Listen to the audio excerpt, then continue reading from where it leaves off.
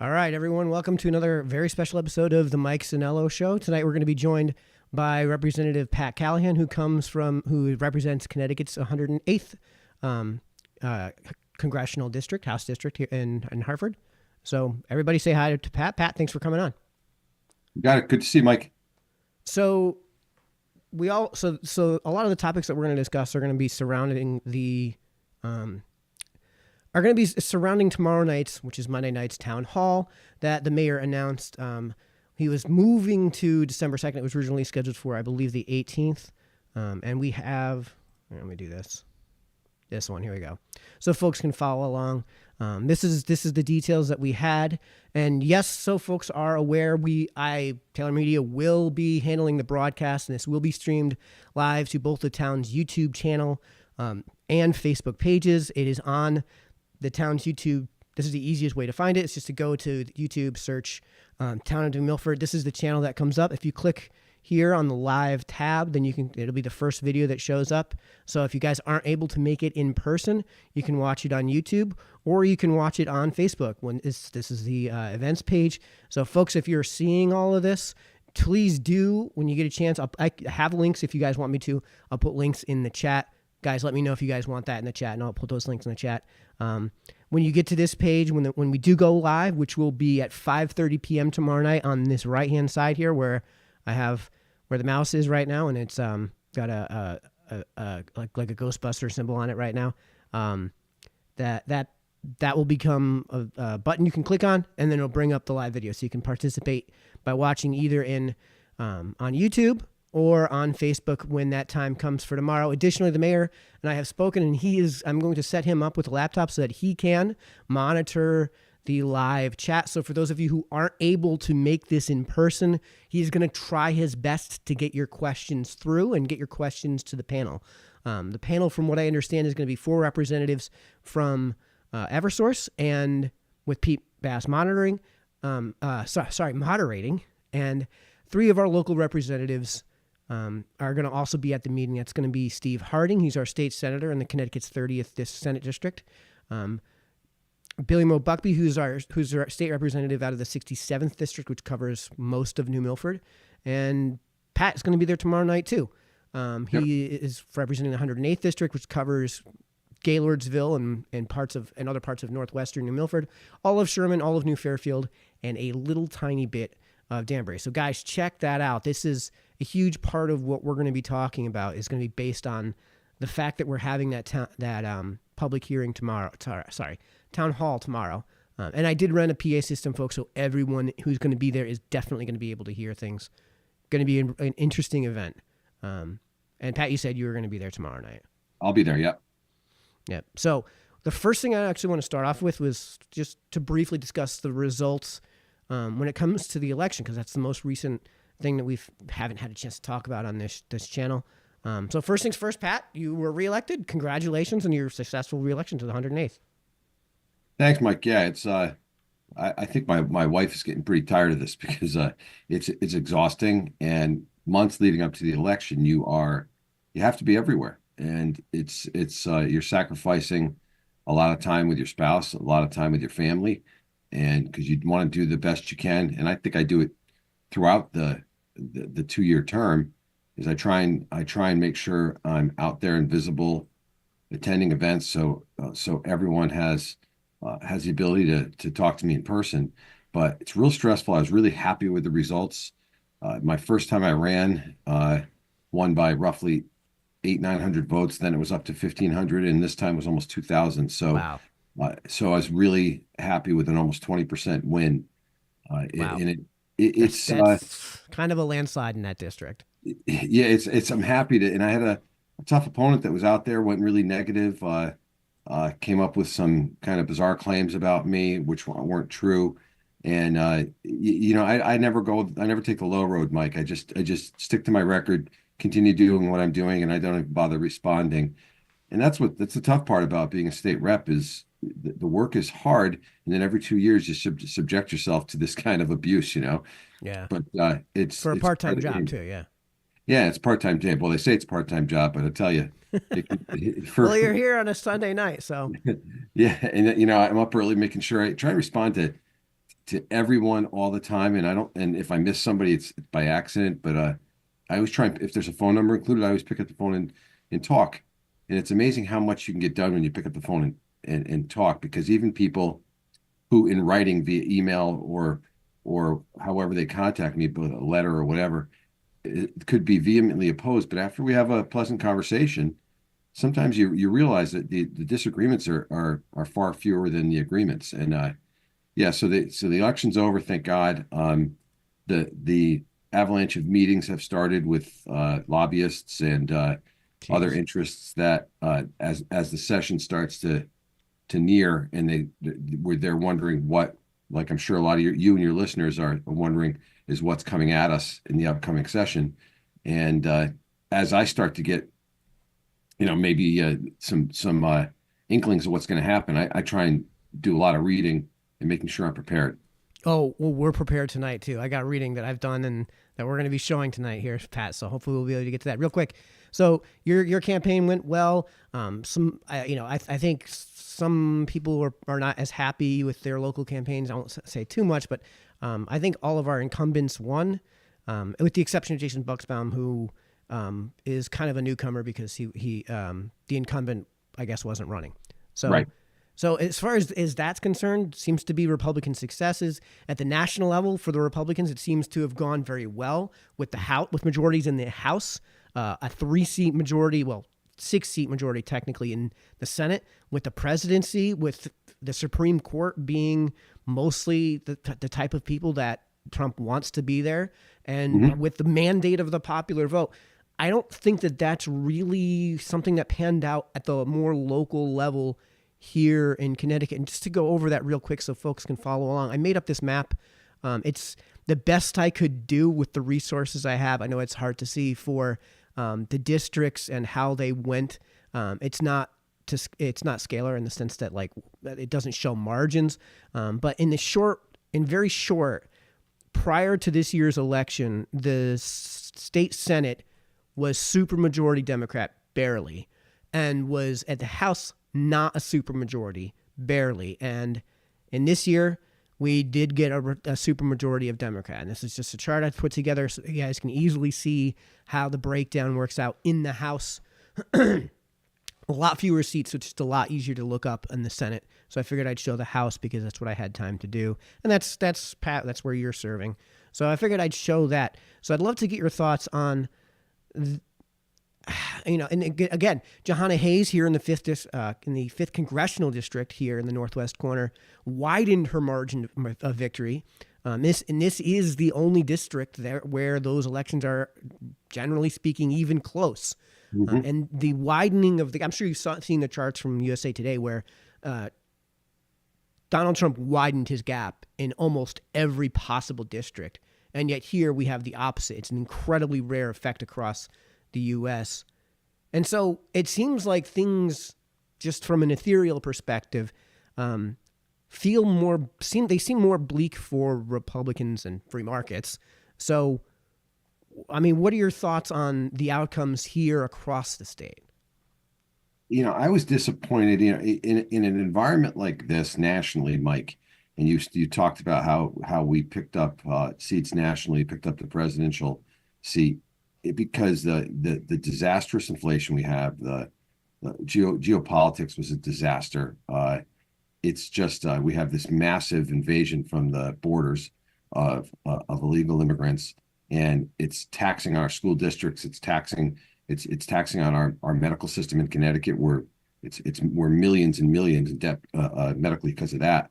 And I thought people would reflect on the local elections too, on the state elections, and it didn't. And I was surprised. George Logan did pretty well against Johanna Hayes last time, and I thought It was real close. Yeah, it was one of the. What, Mike, was it the closest in the country, or? It was, I think, the 8th closest in the country. There were a handful that were 0.1% or closer. Oh, in terms of percentages, I actually don't know in terms of the raw number because they're all really close. Yeah, I mean, and it's tough because when you have an incumbent at the national level with Congress, I mean, their purse is huge, and I know Johanna Hayes personally, and she's been fine with me. We disagree ideologically. I don't think she's a bad person, and it's just some ideological differences, politically speaking. But I was really shocked that George didn't do a little bit better. I was also Matt Corey's a great senatorial candidate, but He Matt, actually way overperformed. So for him to have lost by as little as he lost to against what should have been an absolute deadlock in Murphy in this state, because it's a statewide Senate seat. yeah, Yeah. yeah, it So is, and Matt is just he's I've known Matt because he's run before, and he's just a good guy that has he's a Navy veteran. He runs businesses, and Chris is a career politician. He was in the yeah. state house years ago. And again, I know Chris, and if I have a constituent issue that touches more on federal than state issues, if I contact Chris's office, he and Johanna both get back to me. It's just ideologically we differ on topics, Hmm. and in a lot of times people and maybe your listeners think that we're always at each other's throats. In my mind, I never let it get personal. Never let it get personal with these other people. I don't. My father told me at a young age, once you start with name calling and personal attacks, you've lost the argument. Well, it's easier to do at the national level because you tend to not really see all of these people all that often. Whereas if you devolve things to the lowest level, you know, I run into Mayor Bass at the gas station by accident. I know my some of the town councilmen are my customers when it comes Right. to landscaping. So these are people you run into, and it's hard to tell somebody to slander a customer, a neighbor of yours. Right. When they're right down the road. Right. I mean, especially a business owner. I mean, I think Michael Jordan said it best. Even Republicans buy sneakers. So Yeah, yeah, yeah. So, it, so with that said, it's not really that great of a performance in Connecticut at the state house, with supermajorities now Democrat in the House and yeah. Senate. I mean, the idea is what can we expect once we go into session? And I'm going to throw out some things at you, and I'm just going to spitball them, and you give me your thoughts here, Okay. because like are we going to expecting a Democrat party that's going to come in like a wrecking ball and start forcing through some of the stuff that was less popular but very popular within their own ranks, such as like a total ban on internal combustion engine cars, which almost made it through. Is there going to be more forced purchasing of more expensive sources of electricity? So these purchasing agreements that Eversource is basically forced to purchase a certain amount of electrical energy from sources that are way more expensive, like solar and offshore wind. Especially now knowing that this was a lot of this was predicated on that offshore wind plant that was supposed to be built in the Sound that's no longer going to get built. Right. Is there going to be more handouts? So a lot of the public benefits in those public benefits charges, a good amount of that is going to just straight grant making, like to the colleges and universities, coverage, of course, for delinquent customers, and then subsidizing charging stations and rooftop solars. And then, we can go into to greater detail about the actual legislation that led to all of this in the first place. Are we going to get more of that? Are you familiar with Executive Order 46, which is the one that started up the GC3 and then started getting the GC3 is the one that thus made those recommendations to get the 2030 goals and the 2040 goals for CO2 emissions and the 2050 goals. I have charts. We have no hope of making those goals. Not without doing some really radical stuff like I talked about. So what can we expect now that they have the supermajorities? Well, I think there's certainly a good chance of that, Mike. And we're hearing rumblings that that could happen. I think the Speaker of the House, Matt Ritter, is a reasonable guy, and Matt will come to me and talk to me if we have disagreements. As you might remember, I'm myself and Steve Harding are both ranking members in the Environment Committee, Mm-hmm. and along with Bill Buckby on Energy and Technology. Yep. We those two committees work closely, and out of the Environment Committee comes some of these uh, bills. Like last year was House Bill 5004, which was dubbed the Green Monster Bill. That came through my committee with Steve and I, our committee on environment. Now, Steve and I have a great relationship with the Democrat chairs on the other side, and there were some big problems with that bill. And during this election, some of Steve's opponent, my opponent, really tried to attack us on those things. The problem was it wasn't us that stopped the bill going through. They have a majority in the House and the Senate, and they continually try and push bills through that would cut back on the use of natural gas to create our power. And natural gas, as you know, Mike, It's and real maybe cheap right now. it's really cheap and it's plentiful, and that's what we use to make most of our power in Connecticut. Yeah. So that and nuclear make up most of it. Renewables a very small percentage, but they want to increase that percentage, and it's much more expensive to derive your power generating capacity from solar, wind, they're much, much more expensive. And Hmm. in talking to our friends over at ISO New England, uh, both Billy and I and Steve too, we do our homework. I mean, we're in the majority. We really have to work hard. I mean, I'm sorry, we're in the minority. We have to work really hard and know our stuff in order to put up a factual argument against some of these initiatives that you just brought up. They're going to make things much more expensive if they continue to push it, and they have the numbers to do that this time. But we it's our job to stand up in the House floor and point out the facts. If you go for more wind, more solar, these more expensive options, we saw the outrage in the Yep. meeting tomorrow night. We're going to see the torch and pitchforks. People are Probably. mad because it's Connecticut's legislature that is pushing these policies that are costing the electric company more to bring power to your front door, and they just are responding to the market rate. And with all these additional charges being lumped onto your bill for special projects, like you just mentioned, if it's charging stations, if it's wind, it's solar, if it's subsidies for different programs, the public benefit bill, we're paying for all these things that make your power more expensive. And myself and Billy and Steve, we want those things off your bill. If there's a program like a rebate program for instance, EV chargers, if you want that to go through the legislature, then put it through committee, put it Yep. through public hearings, and let's vote on it. But don't shove it into everyone's electric bill.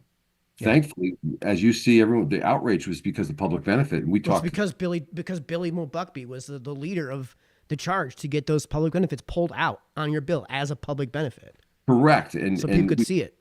yeah, so now people see it and they're mad and they think it's a new thing, but it's been there the whole time. Yeah. But it's just worse now because now we're paying for the additional COVID costs when the governor for 4 years allowed people to not pay their bill. And I'm not Yeah. saying if some people couldn't pay their bill and there's medical reasons, okay. But there was money given to us by the federal government that should have been used to pay those off and not made life more difficult by adding it to our electric bills. And So for those watching at home, that money isn't there now, but it absolutely was in March and February when Senate Minority Leader Steve Harding was pushing for the Senate, at least on his side, and was using the bully pulpit to push for the House on the on your side, especially effectively, to use a lot of that, to use the ARPA money that we had to make right. those one-time offsets. I mean, that to me seems like exactly what those were things were hallmarked for. They were, Mike, and then you had, as you mentioned, are they going to push the EV mandate? I don't think the governor came out about a month ago and said he's dropping that. Yeah. I understand Democrat governors are being told by their Democrat president that hey, these are the policies we want you to push, Yeah, and these are election losing policies, so don't do it. correct. And people like Katie Dykes, who's the commissioner of DEP, is all on board with all these things. And I remember one of our public hearings, we had a bill in Environment Committee last year, and it was about stopping sonar mapping of ocean floors for oil exploration, which we really don't do in Connecticut anyway. And I mentioned to her during the public hearing, I said, does that apply for offshore wind too? Because it's damaging to marine life. And she said, well, no. It actually got a laugh from everybody in the public hearing because the double standard. Yeah, yeah. It seems to me that the Save the Whale crowds is now let's kill the whales crowd because we want to put up offshore wind, which I'm hearing from fisheries people from all up and down the East Coast that it's really affecting their squid spawning grounds, the lobster fishing, and they're seeing more and more whales, dolphins wash up. So there's these policies, and I don't mean to get off on tangents, Mike, but when it comes to the renewables and the EVs, I think the EV mandate is a losing proposition. So you don't think Malloy, or sorry, Yeah, that I'm other sorry, guy. I'm looking at an executive order from Dan Malloy. Pardon me. No, I know which one You you're. don't think Lamont would ever if that, let's say it just barely passed the House and Senate, you think Lamont would just veto it? I think he would, and he's come out saying he's not going to push it. And I was very vocal. Spoke at press conferences over the past year and really got myself educated on the topic. And I think EVs are an environmental disaster. Yeah. We're also putting the hands of our economic future in the hands of China, which is not that very very friendly to the United States because these elements are being mined by machines that have internal combustion engines. They're using slave labor in East Congo to and kids. It's a really dirty Well, I process. mean, these are also hostile foreign adversaries. So, Right. I mean, there is a rationale for some sort of protectionism here, even from an economics. Well, it's not really an economic standpoint. It's more of like a political and wartime strategy standpoint. Like you don't trade with your wartime enemies. You don't trade with the Japanese in 1944. Right. And China is becoming more and more troublesome as the years go on. And I'm hoping the incoming administration realizes that stops seeding out our farmland and our areas to our paper production, things like that, to across the sea. But also, we don't have the power infrastructure to do it. Yeah. The transformer outside your house and my house, those are meant to cool at night. And if everyone comes home with a mandated EV and plugs in at night, those transformers are all going to blow, and that's Yeah. coming right. That's coming right from the. Well, again, this is all a policy problem. And we've been over this on this show, and I know, Pat, we've talked about this, privately. You agree with me that this is a policy problem, right? And we're going to just ram through the policy because we've already done this on this show. But Yeah. just for the folks who are watching at home, I like to provide receipts, so we're going to just do those receipts real quick. Here's Executive Order 46 from Daniel Malloy. This is an executive order. This isn't a legislative act. This is right from the office of an elected governor who is of a certain party, and it establishes these thresholds, these targets, the 2050 target, and and it would eventually become Connecticut General Statute, an amendment to 22A-200A. And in doing this, this created the GC3, which, if we zoom in to page 5 here, participating member of the New England Governor's Eastern Canadian Premier's resolution to adopt a 2030 reduction marker range of at least 35 to 45% below 1990 levels of CO2. So this policy recommendation from the GC3, which was established in late 2015 as a result of an executive order, this GC3 recommendation, this is their exploratory report right here. The link is at the top of your screen, folks. You can follow that link. It's right there on page 5. Shows exactly what they're looking to do. This rolled out in 2016. So in 2017, when the vote came out to establish that 10-year purchasing agreement with the Millstone Power Company, that came out as a direct result of what people knew was incoming, because there's no way to meet these thresholds without buying nuclear. Because if we're gonna buy something that produces CO2 emissions, we're never going to meet these standards. Therefore, this is something that's going to happen.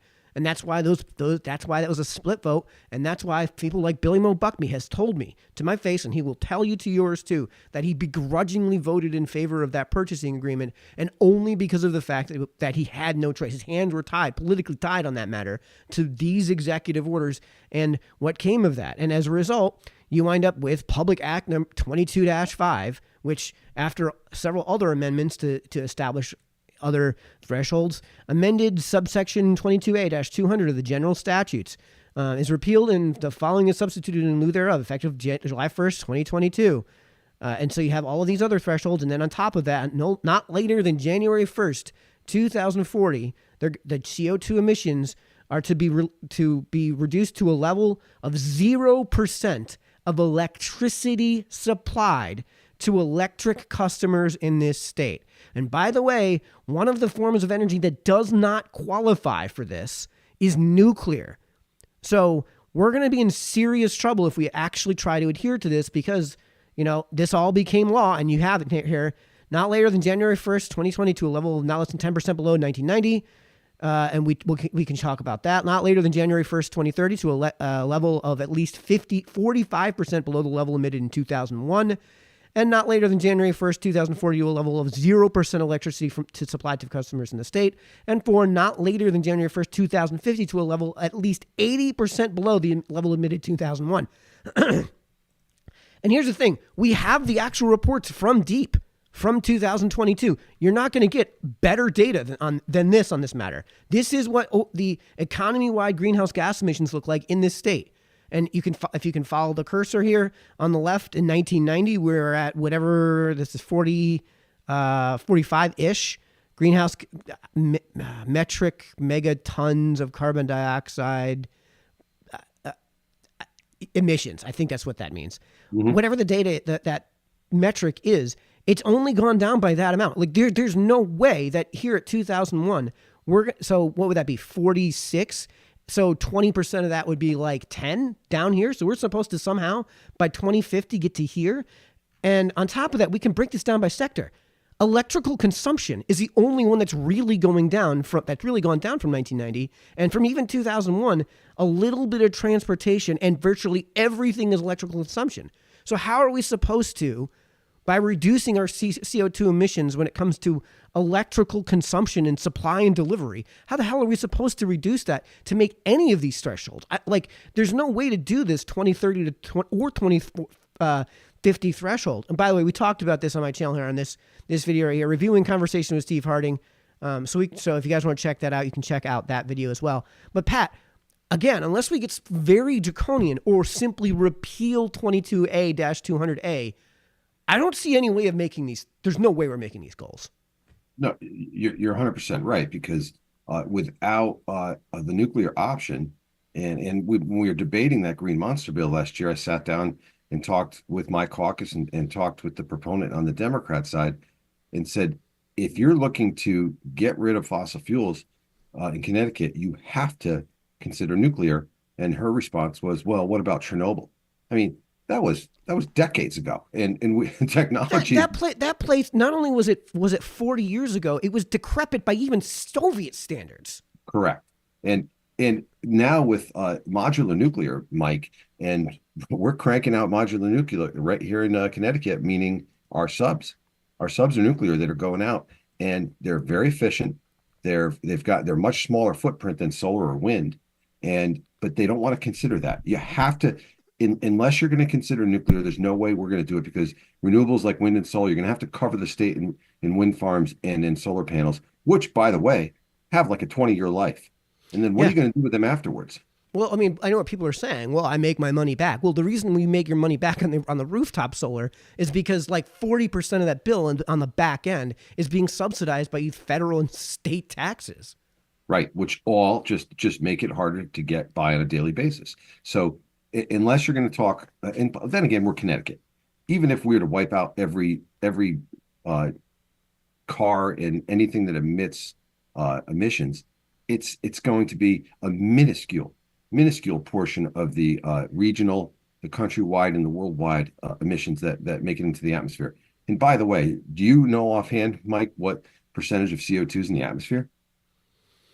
0.019, I think it is, something like that. It's actually 400 parts per million. Well, whatever that works out to. Yeah, Sorry. so it's 0.0400 or something. Okay. I forget where the decimal point is.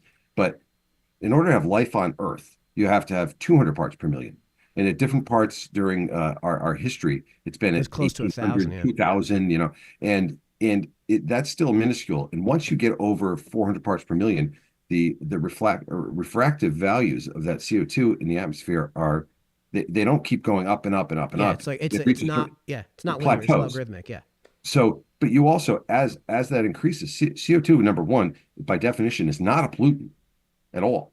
So it actually gives life to the plants, and the plants produce oxygen. So it's being made into the bad guy when you've got other things like water vapor and other things cause whatever, and they can't even come up with a number of how much man-made global warming there actually is. But that's the reason I'm going that direction is, and my opponent calls me and Steve terrible climate change deniers, things like that. None of that's just rhetoric.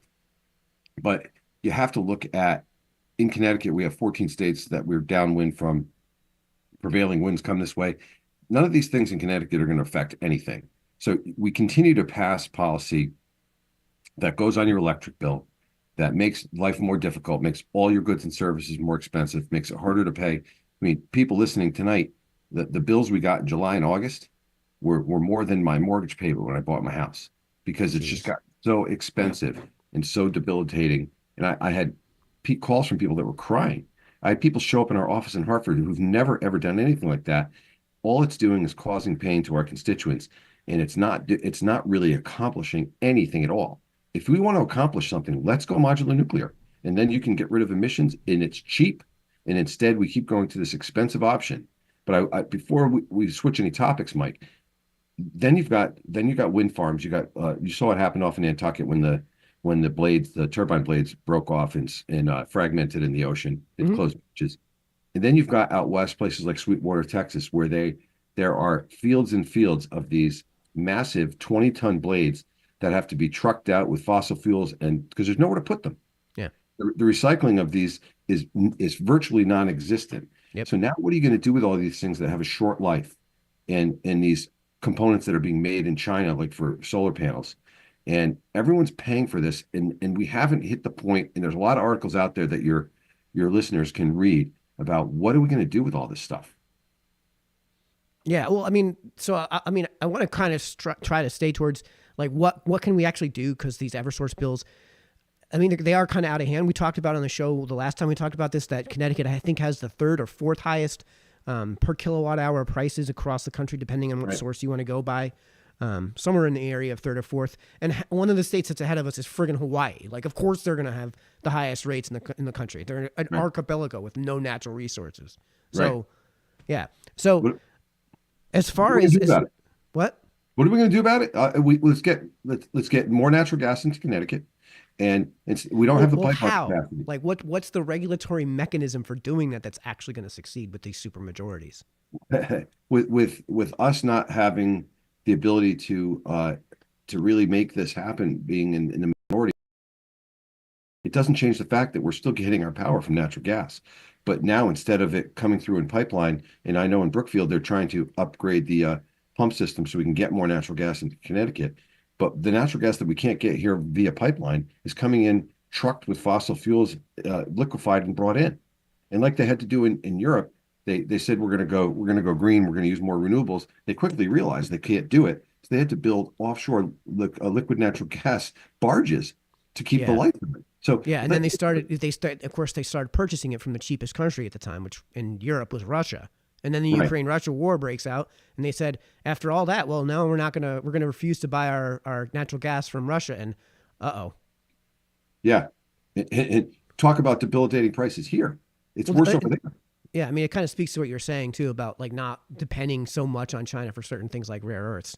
Yeah, You don't want to suddenly find yourself at war with some, or a proxy war, let's say with China, some other country, and China decides, you know what, we're not going to bother sending you any of our rare earths or sending any of our chips or anything like that, and then now we're up a creek. right. Now we have no way to do any of that.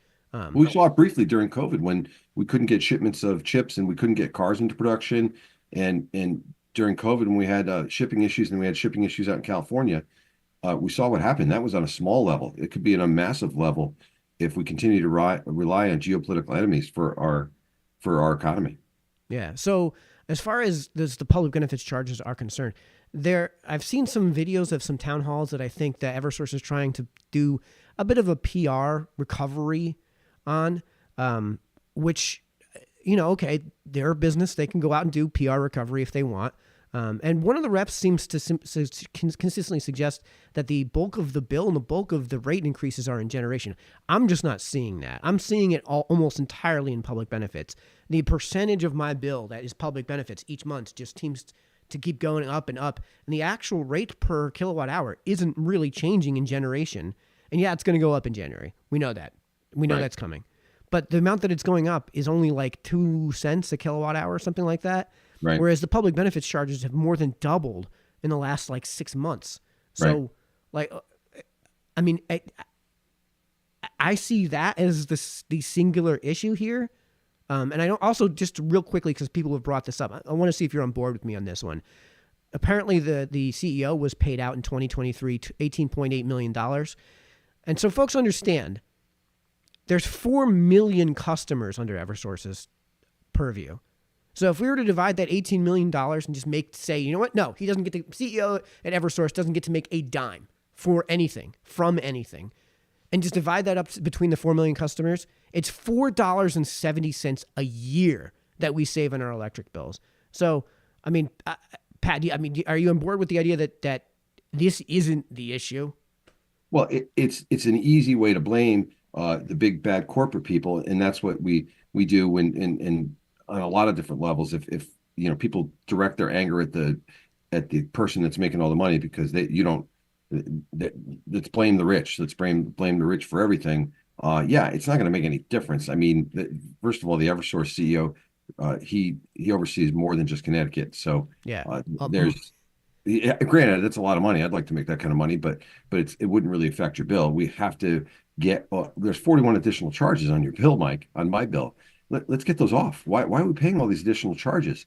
If these are pet projects that someone on the Democrat side wants to push through, then let's make it go through the legislative process. Let's not shove it onto your bill. I think we shouldn't be paying for someone else's EV charger. We shouldn't be paying for someone else's solar panels. Those are things that if they want to do that, then that should be part of the budget process. Or, yeah, I mean, ideally, it would be part of a market decision and not a regulatory decision at all. Yeah, I agree. No, it's not. I mean, it's more legislative initiatives than it is Eversource fault. That's for sure. Okay. So, how about lobbying? So, we know that Eversource and UI spend a lot of money on lobbying. Hmm. I mean, is there anything to combat that, or are we just going to say, listen, markets are what they are? Stop electing people who are going to be beholden to the lobby groups. Right. I mean, but lobbyists are given me going in 4 years ago, lobbyists, Pete, you hear from everyone, lobbyists are part of the problem. Uh, okay. But they're up there to show legislators. I mean, when you got new people come in, you don't know everything about everything. Lobbyists come in and show you, hey, if you do this with a bill, X is going to cause Y. So they help educate you and help you look into things a little bit deeper. So before you pass a bill, we always pass bills that we come back the next year and we have to fix the problems because you don't want to pass bills without having voices heard of how this is going to affect the people of Connecticut. So lobbyists are there to help you learn. Yeah, they're there to lobby for companies, but Yeah. but as they do so, you certainly as a legislator can educate yourself on the effects of the bill. You don't have to listen to everything they say, but it's certainly in my case, when a lobbyist comes in and tells me something about a bill I may not have thought of, then I can go off on myself and research it and see if it's true or not. So if they're paying a lot of money in lobbyists, again, that's Because it works. it's minuscule in the whole scheme of things. It's these pet projects and paying for all these projects that a lot of the ratepayers disagree with and are forced to pay on. That's the biggest part of the problem. So, I mean, it sounds like you're in agreement with me then that like Eversource is not really the bad guys here. They could be, but doesn't sound like that's really the case. And we need someone we need a company that's going to provide us power. That's what they're there to do. And I think Pura should be separated from DEEP. I think they shouldn't have anything to do with each other. There's open slots on Pura that I think should be filled by the governor. And it's just, I think you've got the head of DEP who is all on board with forcing more renewables, and yet she's partnered with Pura in her department that they continue to push these policies that make our electricity more expensive, without looking at the reality of your power is going to come from natural gas and nuclear, and it's always going to be a tiny percentage renewables, no matter how much you pump into it. So, are there any, let's say, freshman Democrat representatives or Democrat representatives in districts that are more moderate, let's say, and not quite West Hartford, that we could maybe that viewers that could maybe email them or write to them and say, listen, here's what I think. Here's some information you could have.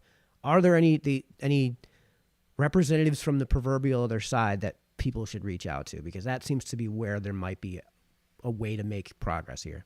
Yeah, as we get into the session, I can become more sure who's on board with what. Now that we have a new president coming in, who's not going to push some of these bad policies and wants to increase our natural gas production and our exportation of natural gas, I think the pressure from Washington is going to decrease. So, are there people on both sides that agree with this? What you're saying? Yes. The names, frankly, offhand, I don't remember. Okay. There's certainly there's extremists on the other side that we're never going to give in to. They just want to get rid of all fossil fuels. But then there's other people who understand that they're going to go home to their district and say, "Hey, I voted for higher electric prices, hooray!" And that's because we're going to get rid of all fossil fuels when that's just, as you said, by 2050 it's never going to happen. But one thing for sure is going to happen: your bill's going to keep going up and make it Yep. more. And don't forget the grocery store, the IGA, the Big Y, the ShopRite. Every time their electricity rates go up, your goods are going to go up as well. And same thing with they pushed for these all electric trucks to transport goods. All these things would just make, and the highway use tax, it makes everything more expensive. And I just don't see a lot of legislators having the guts to vote for something that's going to continue to increase your electric rates. And I'm going to scream from the rooftops up there, like I've been doing. Okay, here's another bill that's going to increase your electric rates. Are you all going to vote for higher electric rates? And what will the results be? Show me cost benefit analysis on all these things. It's just it's always seems to be a lot of the bills coming at us from the other side are based on ideology and a pie in the sky. This is going to be unicorns and rainbows when we get this done. It's everything has a cost. And if you can't afford to turn your lights on in your house, and you can't afford to keep your house at a comfortable level, quality of life continues to diminish in Connecticut. Yeah, I mean, it seems to me like the real answer, if we're going to just get two things through, is one, like Republicans have been talked about throughout all of 2024, redefining what constitutes a level one renewable energy source as to include nuclear, which for some reason isn't part of that. The cleanest, safest, most environmentally friendly, cheapest, most long-term effective way to produce electrical energy is through a fission process, and by a huge margin in many cases. It's somehow not defined that way. And then the other thing I'd love to get your thoughts on. So this 22A, this 22A-200A, maybe it's a Hail Mary. Maybe it's something that I'm throwing out there as just being as, some hopeful libertarian, if you will, to get some free markets here. Is there any hope of this thing ever getting repealed? You mean to the down to the 2050 standard? Well, so I mean, we're not hitting this standard. There's no No. hope in the next 7 years we're hitting this one. This is Getting it repealed, ludicrous. Mike? Is that what you're saying? Getting that Yeah, repealed? part three is ludicrous. I mean, 0% electricity supplied to customers from any source other than wind, solar, and hydro. I mean, if you want rolling brownouts, that's how you're going to do it. It's Is to never going to actually happen. adhere to that. And then not later than January 1st, 2050, to a level of at least 80% admitted of the level admitted in 2001. I don't know where it's going to come from. I don't even know how you would do it other than to just ban electrical consumption. Right, neither do they. And and what's worse is they want to bring it. They want to make it tougher with California standards. So they want us to follow California standards. And myself and Representative Howard from the other side of the state testified before the transportation committee. Said, guys, let's get away from these California standards. And they don't seem to want to do that. So it's more stringent standards for these lofty goals that are never going to be released, but the billions and trillions of dollars being spent to get there when it's never going to happen is making it tougher for people to live in our state. And yeah, there's a lot of people that ran on the other side. When we opened up your podcast tonight, we talked about the elections and what it was like. And a lot of the new challengers came in like my opponent, Steve's opponent. We have to do more to stop climate change. We have to get rid of fossil fuels. Yeah, great. But in practicality, what are you going to do? And even if you did, like we talked about, not to reiterate again, but it, in Connecticut, it's such a small percentage. It's not going to make any difference for the climate. And we had people contact me from members of the legislature on the other side saying, obviously we had some floods and we had some weather this summer that came in, and we had a storm stall that caused some flooding. We have to pass legislation to stop this from happening. And it's a once in 1,000 years event, right? Like, so me being me a wise ass, I said, so just if you can get me that legislation and let me know if you can let me know the language you're going to put down to stop it from raining, I'd like to read that before the session starts. So when you look at it in practicality, there's no legislation we're going to pass to stop rainstorms. There's no legislation we're going to stop to make it get cooler in mid-July when it's always the hottest. So it's to say that we're going to put pen to paper and change the weather in Connecticut is obscene. It's never going to happen. So as far as the town hall tomorrow night, now with all of this out of the way, I know there's going to be pitchforks and torches tomorrow night at the town hall. What can we actually expect, though? What are some questions that you would love to get answers to? What do you think from this meeting would be a helpful thing to get out of it? Should people go? And is there a good way for folks to send you questions in advance that you'd like to possibly propose to the group? Well, I think if you go on to the easiest way is to just if you just Google Rep Callahan, you'll go right to my webpage, and there's easy contact information there. That's the easiest way if you have questions. What I'd like to see come out of that, and yes, torches and pitchforks. I think people are going to come in angry and express their anger, and I think a lot of the meeting could be taken up by people expressing their anger. We're all coming from a point of anger at paying these prices. What can we do about it? Well, what you have to do is is stay in tune with what's happening in Hartford, because and also educate yourself about all these additional charges that are being shoved onto your bill that we've talked about for the past 45 minutes, Mike. These are the things that are pumping it up. Electricity has to be generated with fuel, and the fuel coming into Connecticut, the price we pay for that fuel through ISO New England, they go out to bid and bid on the cheapest way to create that energy. And if you start taking away more of that cheap stuff, natural gas, and you're forcing a larger percentage of these renewables, which are 3-4 times more expensive, now the bidding process becomes, wow, you're not paying 4 cents, 5 cents. Now you're going to pay 15, 16 cents per kilowatt hour. Now those are your choices. So that's what they're purchasing the generation at. And so we're looking at possibly, if that's what it's going to be purchased at in long term, instead of you guys paying 11 cents a kilowatt hour for generation at home, you're going to be paying like 35. Right. So I think it boils down to that, Mike, is that there's fuel that creates our power. And if they continue to push an agenda that keeps adding things onto your bill to force us to buy the more expensive stuff and not allow us to get just to our west out in the shale mines, the Marcellus shale mines out in Pennsylvania, in talking to the people who run these things, there's 400 years worth of cheap natural gas out there. Yeah. 400 years worth. And don't forget, which we haven't really touched on during this past 45 minutes, is every year the demand goes up and up and up. With AI. There's more electrical demand with computers, data storage, data centers. So even if renewables continue to rise a little bit, that's all eaten up with increased demand. So you're never going to get 100% power generation through renewables unless nuclear is part of the equation. There's no way it's going to happen. So how are we going to fix it? Getting more natural gas in and more nuclear generation are the only two ways. That's it. Yeah. So, I hope it's a very fruitful and eventful event tomorrow night. Folks, before you go, I hope you understand that what Pat and I have been talking about, we've shown the receipts. The real issue here isn't Eversource. It's not United Utilities. It's not some big corporation problem. And we're not just shilling for some big faceless corporation, because they could be the bad guys in this one. They aren't. The bad guys are in Hartford, and it's a purely regulatory issue. So tomorrow night, please come. Please come and let everyone know. If for no other reason, then we will be broadcasting it so people can see the whole thing, and so it's on the record. And so, if you want to, because it's going to be hosted by the town of Milford.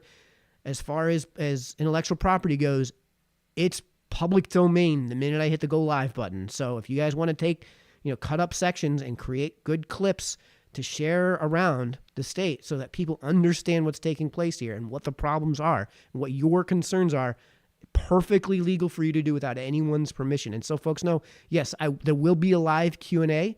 I'll have a podium and a microphone so people can go up to the podium and microphone. And when that portion of the meeting takes place, I've rented PAs again so everyone can hear. Mayor's going to be moderating and is going to be doing his best to take questions from the audience from the various live stream destinations, in this case, Facebook and YouTube. Again, real quick, I'll bring those links back up just so you guys can see at the top of your screen right now. That's where we're going to be live tomorrow night. on the town's YouTube channel.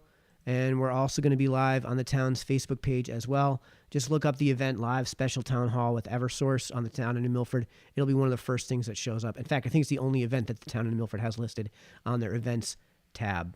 So, Pat, I'm hoping people will be. We're going to have a packed house. I think we're going to have a packed house tomorrow night. And in the meantime, just one more time, what's best way people can reach out to you?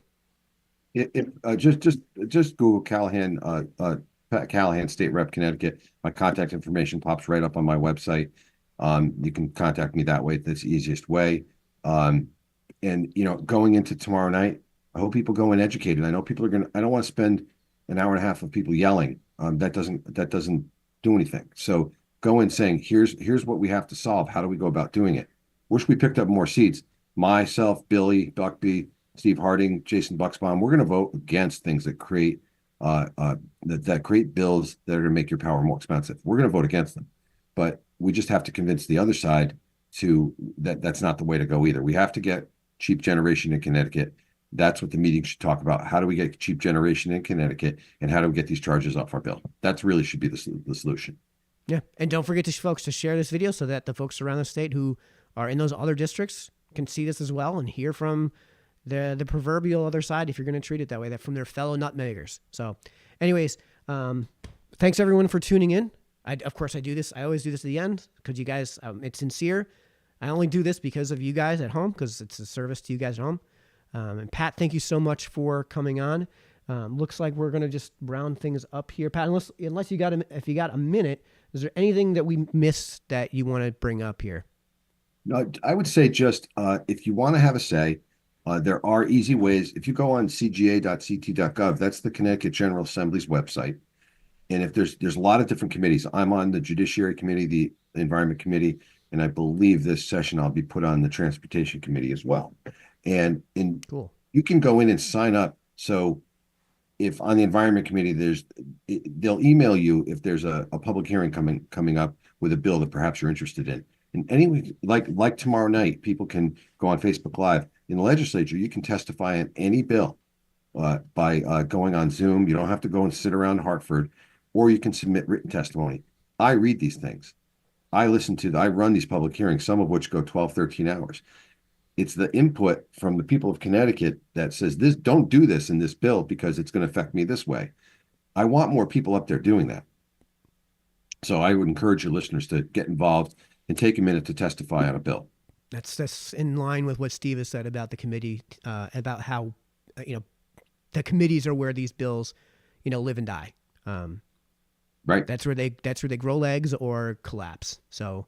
And the good thing that came out of COVID is now you can testify via Zoom. You don't have to take a day off of work. You can get in the lineup and just tune in and get your 3 minutes and get your point across. And I go back and re-reference that public testimony when bills hit the House floor all the time. So people say, why bother? It doesn't do anything. Yes, it does. Well, there you go. Anyways, folks, thanks so much for tuning in. We'll see you the next time we do this. Not sure exactly when that's going to be. Hopefully I'll see everyone tomorrow night. Pat, thanks for coming on. All right, Mike. Good